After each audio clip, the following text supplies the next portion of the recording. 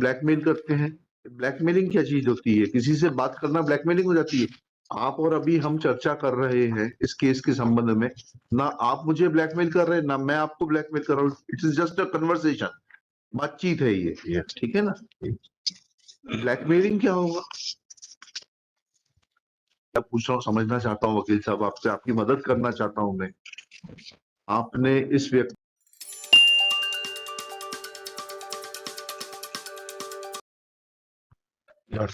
Third bail application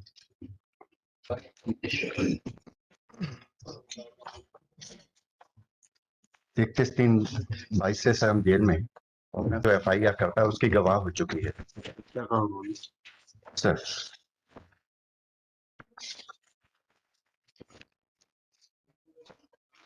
उसका ये कहना है सर कि मैं आरोपी राकेश पटेल को जानता हूँ, मृतिका अंजू विश्वकर्मा को भी जानता हूँ जो मेरे छोटे भाई की पत्नी है। घटना दिनांक को मैं अपने गांव में था। 23/12/21 की रात करीब 2:15 मेरे भाई धर्मेंद्र विश्वकर्मा का फोन आया कि जितेंद्र की पत्नी अंजू विश्वकर्मा को अपने कमरे के अंदर फांसी लगा ली। मैं अपने भाई, पिता एवं भाई को घटना के बारे में बताया। मैं अपने पिता एवं छोटे भाई जितेंद्र और परिवार के अन्य लोग सतना नई बस्ती वार्ड क्रमांक 13 में आया तो देखा कि आस पड़ोस के लोग बहुत से थे। मेरी भाऊ अंजू विश्वकर्मा पंखे से रस्सी से लटकी हुई थी। मेरे गांव से बहुत सारे लोग आ गए थे। मृतिका अंजू विश्वकर्मा के माता पिता भी आ गए थे। पुलिस भी पहुंच गई थी। पुलिस ने मृतिका के कमरे की तलाशी ली थी जिसमें एक सुसाइड नोट भी पुलिस को मिला था। आरोपी राकेश पटेल मृतिका अंजू विश्वकर्मा से फोन से अश्लील बातें करता था और धमकी देता था कि तुम्हारा वीडियो वायरल कर दूंगा। इस कारण से मृतिका ने फांसी लगा ली। ठीक है ये सर इसका ये कहना है जी। और जो फांसी का जो सुसाइड नोट इनके द्वारा ये मिलना बताया जा रहा है जी। उसमें ये लिखा हुआ है, राकेश सिंह पटेल की वजह से मेरी मौत हुई। जी मुझे परेशान किया था और ब्लैकमेल भी बहुत किया था। जी उसकी उसमें कड़ी सजा मिलनी चाहिए। जी।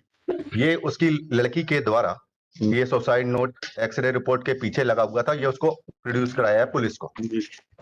और उसके बाद मृतिका के पति के द्वारा उसके लिखे हुए कागज के 6 टुकड़े कागज दिए गए। जैसे राइटिंग एक्सपर्ट से मिलान करने के लिए बताया गया। जी।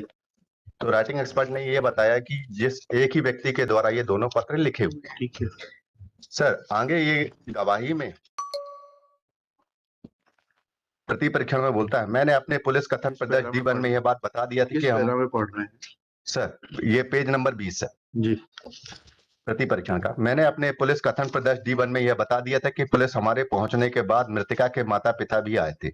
यदि पुलिस ने कथन में क्या ना फायदा मिलेगा सर? इससे क्या फायदा मिलेगा? ये सुसाइड नोट जो है सर सुसाइड नोट सर इसमें that is the backbone of the case sir suicide note उसमें हैंडराइटिंग एक्सपर्ट की रिपोर्ट आ गई कि मृतिका की हैंडराइटिंग जो सुसाइड नोट में है सर वही हैंडराइटिंग उनके अन्य मान्य दस्तावेजों में भी है।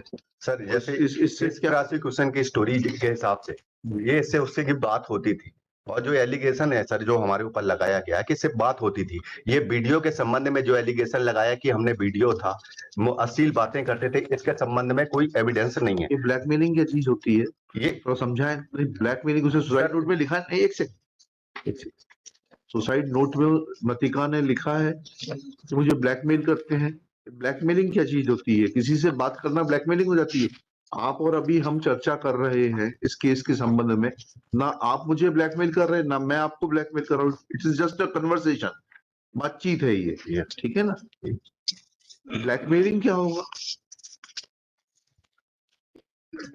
सर जो कथन में आया है जो इनके मतलब पूछ रहा हूँ, समझना चाहता हूँ वकील साहब आपसे, आपकी मदद करना चाहता हूँ मैं।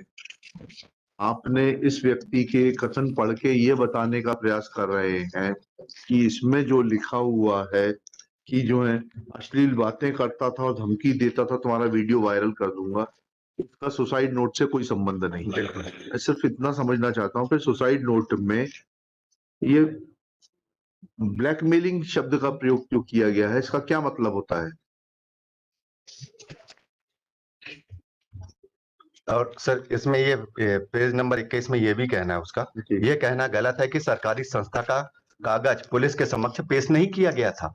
जी सर हमारा ये कहना है सर कि अगर इससे इसकी बात होती भी थी हो सकता है सर इसके पति को इस बात का ये पता चल गया कि इस लड़के से, आरोपी से इसके मतलब बातचीत होती रहती है, जी जी इस वजह से उसने प्रताड़ित किया हो या उसकी वजह से उसने सुसाइड कर लिया हो सर। जी जी और सुसाइड नोट है जो उसकी लड़की के द्वारा जो दिया गया है, और ये जो कागज के 6 टुकड़े दिए गए हैं ये इसके पति के द्वारा दिए गए हैं ना, और इसमें ये बता रहे कि सरकारी संस्था का कोई कागज ही नहीं दिया राइटिंग एक्सपर्ट के पास सर। ठीक, वो हैंडराइटिंग एक्सपर्ट से पूछिएगा जब वो आएगा तब। अभी तो कोई ग्राउंड नहीं बन रहा आपको। और सर इसका ये भी कहना है सर कि मैं ये कहना गलत है कि हम लोग सुसाइड नोट के संबंध में गलत रूप से बता रहे हैं। ये कहना गलत है कि जो भी कागज सुसाइड नोट हम लोगों ने पुलिस को दिया था वह मृतका की लिखावट में नहीं था। यह कहना सही है कि मैं मृतका की हैंडराइटिंग नहीं पहचानता हूँ। ठीक है ठीक है, जब मृतिका का पति एग्जामिन हो तब उससे पूछिएगा ये सब बातें। ये तो उसका जेठ है मृतिका का। तो सर मृतका का सबसे बड़ी सोचने वाली बात यही है कि सर मृतका का पति तो मृतका के साथ रहता ही नहीं था सर।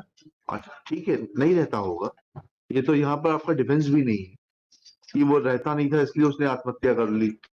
ठीक है ना, चलिए क्या करना है आप।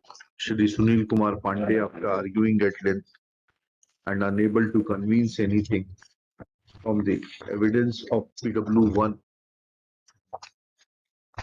Pushpendra Kumar Vishkarma, brother-in-law of the deceased, prays for withdrawal of this application. Him is dismissed as withdrawn.